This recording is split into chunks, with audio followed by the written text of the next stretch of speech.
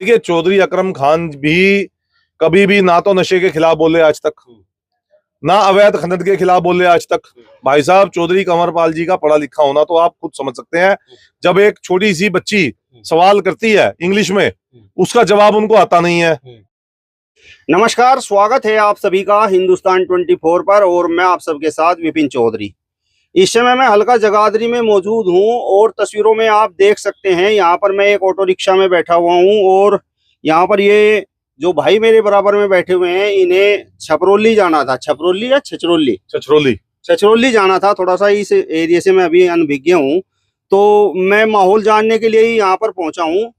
क्या नाम है भैया आपका? मेरा नाम चिराग सिंघल है जी।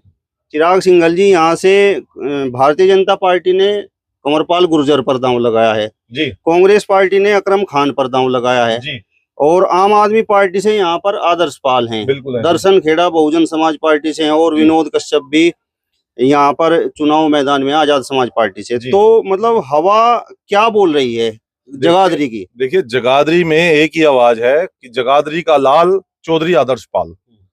और पहले 5 साल, टोटल मैं 15 साल की बात करूं तो पहले 5 साल यहाँ पर चौधरी अकरम खान जी की सरकार रही। वो डिप्टी स्पीकर भी थे हरियाणा में। उसके बाद बीजेपी की सरकार रही 10 साल लगातार। पहले चौधरी कंवरपाल जी स्पीकर बने हरियाणा के, उसके बाद शिक्षा मंत्री रहे और जब खट्टर को बदला गया और दोबारा नायब सैनी को लाया गया तो इनको कृषि मंत्री का पद दे दिया गया। तो अभी आजकल कृषि मंत्री हैं, लेकिन काम जीरो, सिर्फ जुमले, बातें जितनी मर्जी करवा लो आप, भ्रष्टाचार में नंबर 1। और इसके अलावा अगर मैं बात करूं तो हमारे हरियाणा के अंदर, हमारे यमुनानगर के अंदर, जगाधरी के अंदर अगर मैं बात करूं तो 2014 से पहले स्मैक का किसी को एस भी नहीं पता था। और आज आप किसी भी रात के समय, दिन के समय किसी भी सुनसान जगह पे चले जाए, आपको लोग स्मैक पीते हुए नजर आ जाएंगे। और अभी यहाँ पर 2 बड़ी दुर्घटनाएं हुई हैं आसपास के एरिया में ही, जिसमें एक 6 साल की बच्ची और एक 7 साल की बच्ची का बलात्कार करके उनका कत्ल कर दिया गया। और वो जो काम है, घिनौना काम, और इससे पहले भी कई दुर्घटनाएं इस तरह की हो चुकी हैं।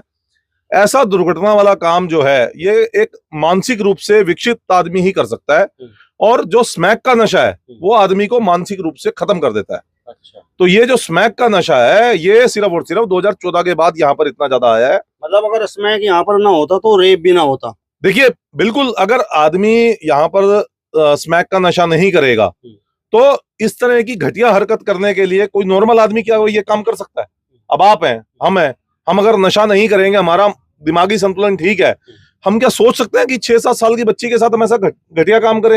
यहाँ पर इस क्षेत्र में जब से हम आए हैं तो लोग बस स्मैक स्मैक, अवैध खनन, तो पुलिस प्रशासन कहाँ पर है? भाई साहब देखिए, जब सत्ता में सरकार होती है और तानाशाही की सरकार है बीजेपी की, यहाँ पर सिर्फ और सिर्फ तानाशाही चल रही है।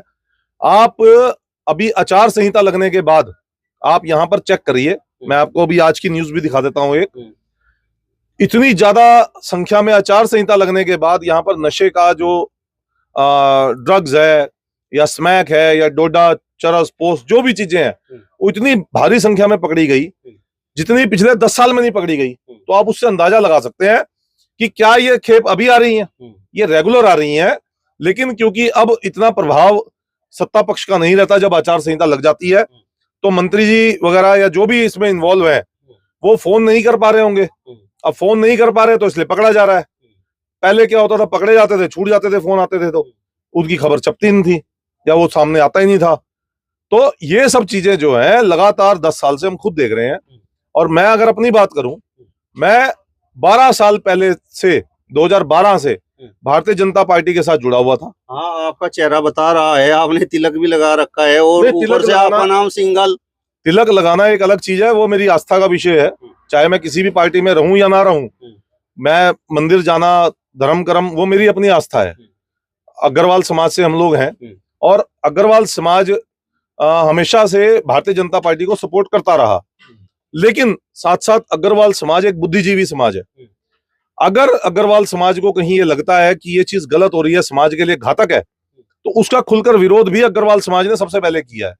और वही चीज मैं कर रहा हूं। मैंने 2.5 साल पहले बीजेपी छोड़ दी क्योंकि इनकी कुनीतियां, यहाँ पर सरकारी स्कूल बंद हो रहे हैं, सरकारी हॉस्पिटल बनाया, उसकी 5 बार टाइलें गिर चुकी हैं 1 साल के इनॉग्रेशन में।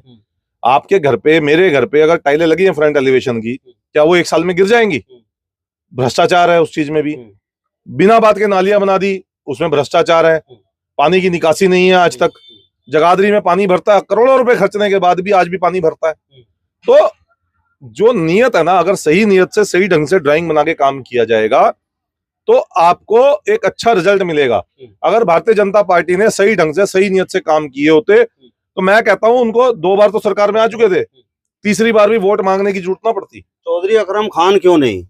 देखिए, चौधरी अकरम खान भी कभी भी ना तो नशे के खिलाफ बोले आज तक, ना अवैध खनन के खिलाफ बोले आज तक।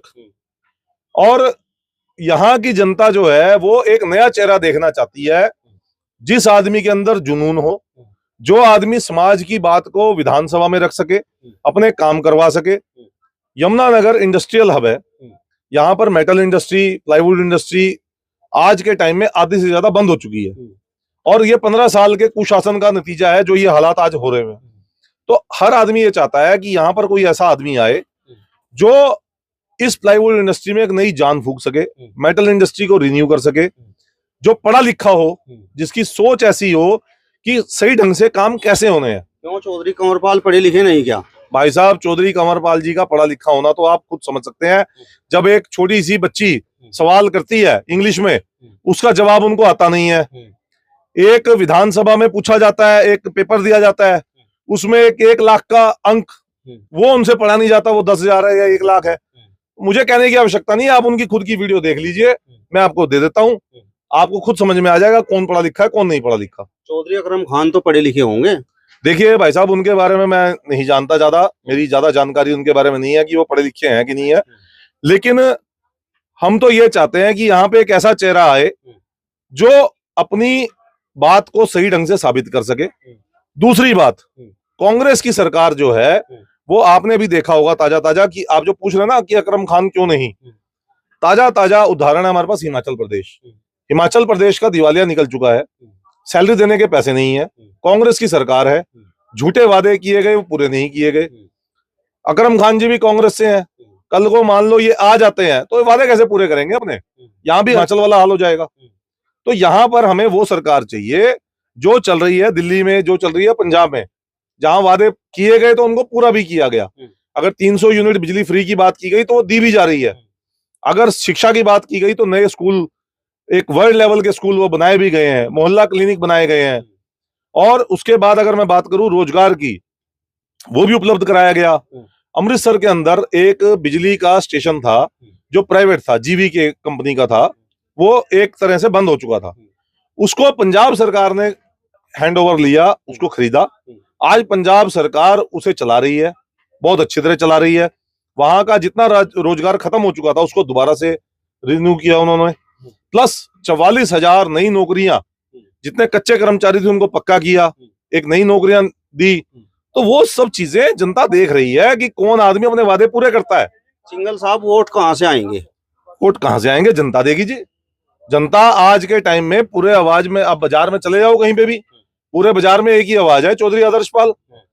जनता ने पहले अकरम खान को जिताया, जनता ने ही पहले चौधरी कंवरपाल को जिताया, और इस बार जनता ही चौधरी आदर्शपाल को 110% जिताकर विधानसभा भेजने का काम करेगी। और मैं आपको आज लिख के देता हूं, जिस दिन चौधरी आदर्शपाल जी यहां से जीत गए, वो सिर्फ एमएलए नहीं बनेंगे, वो मंत्री बनेंगे हरियाणा सरकार में। और यमुनानगर जगाधरी के अंदर जो कमी रही मेडिकल कॉलेज की या और अच्छी फैसिलिटीज की, कोई बड़ी कंपनी अब तक यहाँ नहीं आ पाई, आज तक कोई मल्टीनेशनल कंपनी नहीं आ पाई, वो सब यहाँ लाने का पूरा प्रयास किया जाएगा।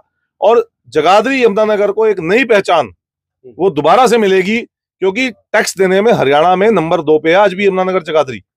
तो उसको वापस से हम 1 नंबर पे लेके आएंगे और यहाँ पर इतने रोजगार के अवसर पैदा कर दिए जाएंगे कि यहाँ के बच्चों को फौरन जाने की जरूरत नहीं पड़ेगी। चौधरी कंवरपाल गुर्जर के सिंहासन को आपको लगता है कि आदर्शपाल हिला पाएंगे? भाई साहब, सिंहासन तो हिला पड़ा है, झूठी अफवाहें फैला देते हैं हर चीज में। अभी केजरीवाल जी का रोड शो निकला, उस रोड शो की एक अफवाह फैला दी कि केजरीवाल जी ने प्रसाद जो खेड़े मंदिर का था वो लिया और उसको जमीन पे गिरा दिया, उसको सत्कार नहीं किया। जबकि मैं खेड़े मंदिर के सीसीटीवी कैमरे की फुटेज आपके सामने दिखाता हूं। इसमें आप दिखा सकते हैं कि किस तरह से प्रसाद को माथे से लगाया गया, नचकारा गया, जो प्रसाद का आदर है वो किया गया, और गाड़ी के अंदर बैठे हुए संजय सिंह जी को वो प्रसाद बाइज्जत दिया गया। और इस तरह की घिनौनी अफवाहें फैलाकर बीजेपी वाले ये दिखाना चाहते हैं कि हिंदुत्व का ठेका तो सिर्फ बीजेपी ने ले रखा है, बाकी सरकारें तो हिंदुत्व के खिलाफ हैं या हिंदू धर्म के खिलाफ है, जबकि ऐसा नहीं है। मैं भी हिंदू हूं और शायद इन बीजेपी वालों से ज्यादा भगवान को मानता हूंगा, और मुझे नहीं लगता कि केजरीवाल साहब ने भी कभी हिंदुत्व का अपमान किया। हमारी पूरी यहाँ पर जितने भी लोग रहे, सबने सिर्फ हिंदुत्व के नाम पर वोट बटोरी है, आज तक हिंदुत्व के लिए कुछ नहीं किया। जब 2014 में बीजेपी सरकार जगाधरी में बनी, हरियाणा में बनी, सबसे पहला काम इन्होंने लगभग 5-6 मंदिर यमुनानगर के तोड़ने का काम किया। न्यू मार्केट के सामने शिव मंदिर होता था, उसको तोड़ा। जगाधरी में यमुना टाकीज के बाहर बने हुए हनुमान मंदिर को तोड़ा गया।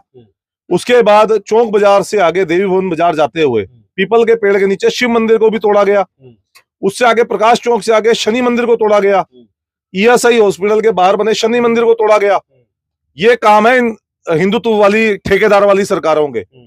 तो ये जो है सिर्फ दिखावा है। मतलब परिवर्तन होगा अब की बार जगाधरी में 110% परिवर्तन होगा, और एक अच्छा आदमी एमएलए भी बनेगा और आगे आने वाले समय में मंत्री भी बनेगा। ये मैं आपको लिख के देता हूँ।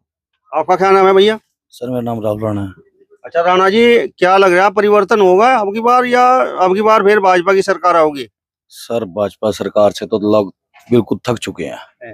अब की बार तो मूड बना लिया, परिवर्तन बहुत जरूरी है। अगर अब की बार भी परिवर्तन नहीं हुआ तो देश का नाश निश्चित है। कांग्रेस आएगी? तो कांग्रेस आए चाहे कोई आए, हमें आम आदमी पार्टी का पूरा भरपूर साथ देना है। आम आदमी पार्टी की हमने सरकार बनानी है। शिक्षा के लिए, चिकित्सा के लिए सबसे बेहतर, सबसे ईमानदार आदमी केजरीवाल जी हैं। जगाधरी से आदर्शपाल जी हैं, जिन्होंने एक सिर्फ स्मैक के ऊपर इतनी आवाज उठाई है, कोई और नेता ने किसी ने आवाज नहीं उठाई। जगाधरी के अंदर सबसे पहला काम हमारे आदर्शपाल जी ने करा है, स्मैक को बंद करने का और उसको मिटाने का। आपका क्या नाम है भैया? मेरा नाम कीर्तिक शर्मा किट्टू है। अच्छा शर्मा जी, ये जो स्मैक का हल्ला आपके क्षेत्र में है और अवैध खनन का, इनमें सच्चाई है या जिस तरीके से चुनाव चल रहे हैं ये बस एक राजनीति है? नहीं, 100% सच्चाई है जी। स्मैक करके ही हमारा जो सा सबसे बड़ी ताकत हमारे जिले की है, जो सी युवा की है, युवा शक्ति खत्म हो रही है जी। कहीं कहीं युवा कहीं स्मैक पी के, अब हमारे चिराग भाई ने बताया, राहुल भाई ने बताया कि जो से यहाँ रेप हो रहे हैं, दुष्कर्म हो रहे हैं, ये सारे मानसिकता करके ही हो रहे हैं, स्मैक पी के ही हो रहे हैं। जितनी हमारी युवा शक्ति है सारी स्मैक के चक्कर में खत्म हुई पड़ी है। और जो से हमारे बड़े अधिकारी बैठे हैं, चाहे वो पॉलिटिशियंस लगा लो, चाहे कुछ भी लगा लो, वो खुद ही इस सब को बढ़ावा देकर हमारे युवाओं को किसी न किसी चीज का मतलब बढ़ावा देकर, इनको स्मैक वगैरह देकर या खुद ही इन सब का चपेट लाकर युवा को खत्म कर रहा है। चलिए, तो फिलहाल इस वीडियो में बस इतना ही। अगली वीडियो में फिर आपसे मुलाकात होगी, तब तक बने रहिए हिंदुस्तान 24 के साथ। नमस्कार।